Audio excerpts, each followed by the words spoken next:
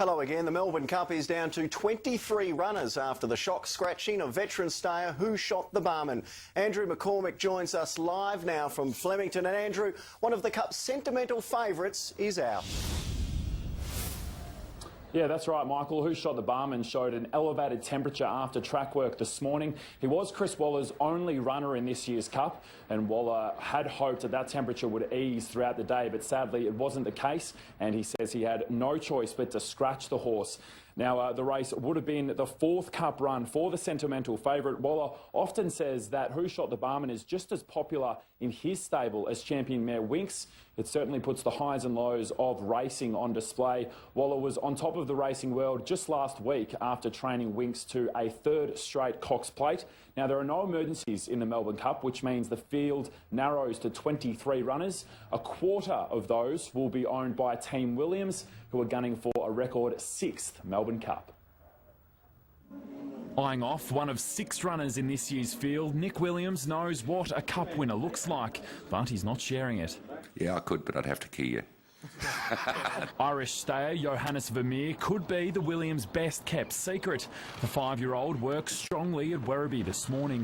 We're very confident with him. He has not missed a beat. Currently a $10 chance in one of the most open Cup fields in years. Johannes Vermeer is one of 3 Williams horses inside the top 8 in the market for Tuesday's race, as well as rekindling and last year's winner Al Mandan. Yeah, he's flying. He's in great form. I think I'd be really surprised if he doesn't run a blinder. On board Al Mandan will be Frankie Dettori. His arrival comes with its own list of pros and cons. It's a great boost for the day. It's horrendous for the night. If there's something happening after dark in a town, it doesn't take Frankie long to find it. The celebrations could reach an all-time high if Dettori claims his first Melbourne Cup, and Team Williams will be along for the ride. We love this race. We have a great sense of history. We're proud Melburnians.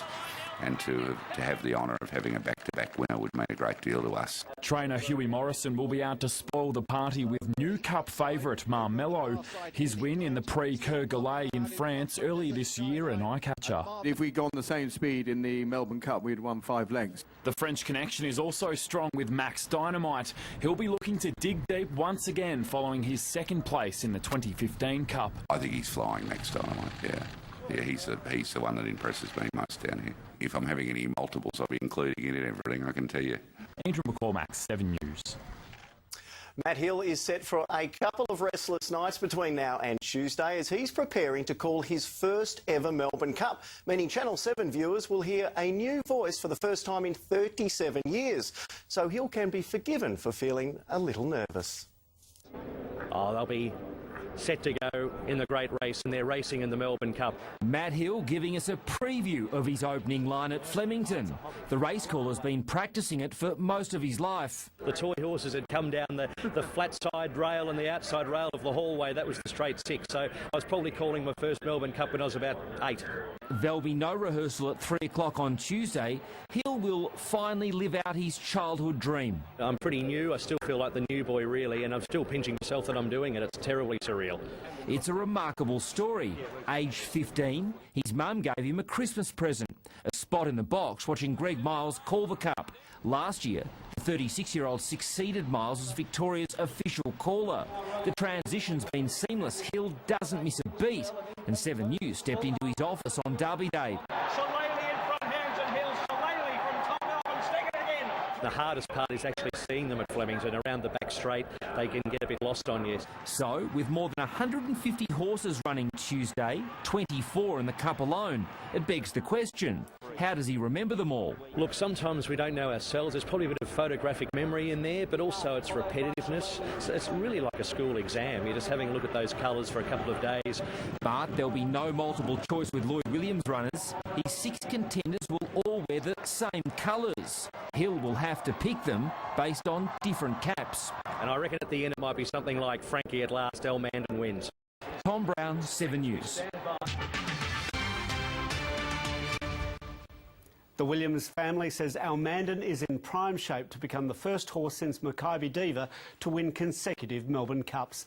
The family has 6 horses in Tuesday's race, including some highly rated international gallopers, which completed their final track work at Werribee this morning. So close you can touch it. With gloves on, of course.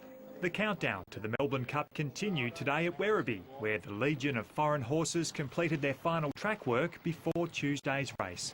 It's brilliant down here. They look after us so well, and it's a brilliant experience. I've never seen anything like this race before. Among the many interested observers was Nick Williams, owner of last year's winner Al Mandan, who had this warning for his rivals. Last year he certainly wasn't the finished article. This year he is. And we've got no doubt he's improved. The Williams stable will have 6 starters on Tuesday, including the highly fancied Johannes Vermeer and Rekindling. But there's a touch of sentimentality when choosing a favourite. We love this race. We have a great sense of history. We're proud Melburnians. And to have the honour of having a back-to-back winner would mean a great deal to us. A record equalling 11 foreign horses will compete in the Cup. Many say British stayer Marmello is the pick of them. He's very relaxed, cool horse. He takes it all in. 2 years ago, Max Dynamite ran second to Michelle Payne on board Prince of Penzance. The 8-year-old has barely raced since then, but connections say he's in great shape. His work has been very good out here, but I would obviously prefer a couple more runs during the season would have been better, I think. I think he's flying, Max Dynamite, yeah. Yeah, he's the one that impresses me most down here. With the field confirmed and the track work complete, the horses can now kick back and relax before the 157th running of the Cup. Damien McIver, ABC News.